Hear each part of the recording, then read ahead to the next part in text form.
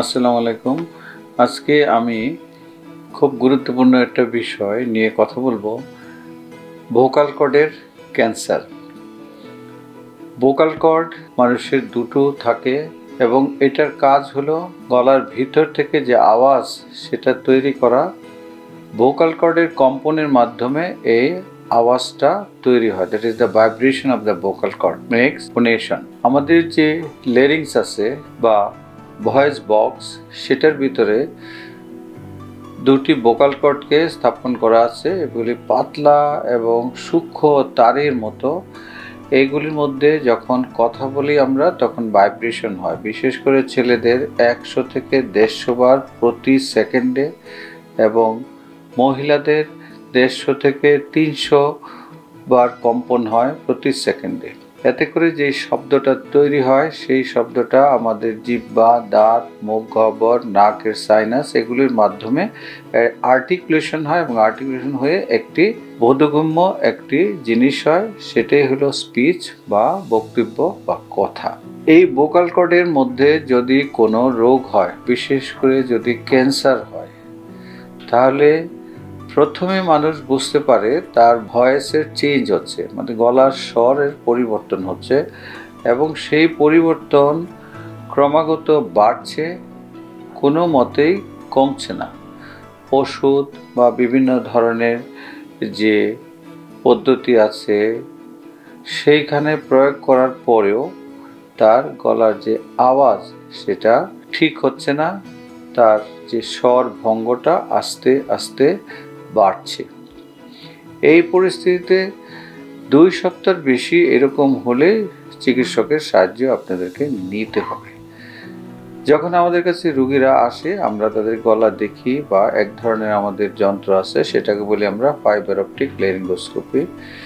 ওটা দিয়ে দেখলে মনিটরের মধ্যে একদম পরিষ্কার দেখা যায় সেই ভোকাল কর্ডের মধ্যে কি হয়েছে।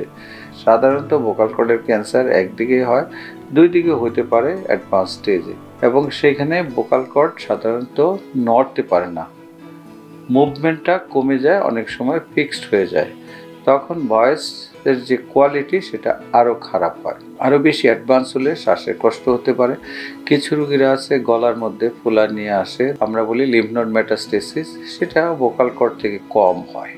যখন আমরা দেখি যে ভোকাল কর্ডের মধ্যে একটু মাংস বৃদ্ধি হয়েছে, সেই ক্ষেত্রে কাজটা কি, প্রধান কাজ হলো সেখান থেকে কিছু মাংস কালেক্ট করে প্যাথোলজি ল্যাবে পরীক্ষা করে দেখা সেখানে ক্যান্সার হয়েছে কি না।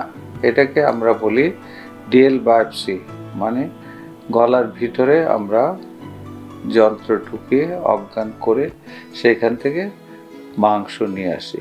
কিছু ক্ষেত্রে ফাইবার অপটিক লেরিঙ্গোস্কোপির মাধ্যমেও বায়োপসি নেওয়া যায়, কিন্তু সেটা সবসময় সম্ভব হয় না এবং টিস্যু বেশি না আসলেও রিপোর্ট ভালো আসে না। তখন কি করতে হয়, রোগীকে অজ্ঞান করে গলার ভিতরে আমাদের যে যন্ত্র আছে লেরিঙ্গোস্কোপ, সেটা ঢুকে সেখান থেকে যন্ত্রের মাধ্যমে ছোট এক টুকরা মাংস আমরা নিয়ে আসি। সেগুলিও জটিল না, এগুলি অপারেশনের করার পরে 2 থেকে 3 ঘন্টার পরে তারা বাসায় চলে যেতে পারে। OPD procedure.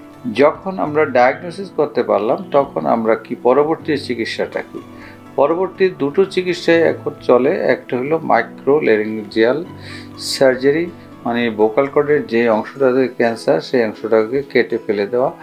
সাধারণ পদ্ধতি যে আমরা যে সকল ব্যবহার করি মাইক্রো লেরিঞ্জিয়াল সিজার্স, ওগুলি দিয়ে করা যায়, অথবা যদি লেজারের সুযোগ থাকে লেজার দিয়ে করা যায়।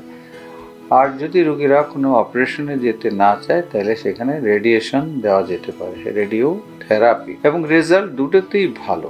রেডিও থেরাপির রেজাল্ট খুব ভালো এবং মাইক্রো লেরিঞ্জিয়াল সার্জারি যেটা করি সেটা রেজাল্টও ভালো। বেশিরভাগ রোগীরাই কোনো অপারেশনে যেতে চায় না, ওরা রেডিও থেরাপি নিতে চায়। রেডিও থেরাপি নিলে তার একটু লম্বা সময় লাগে, টাকা লাগে, রেডিওথেরাপির কিছু সাইড ইফেক্ট আছে।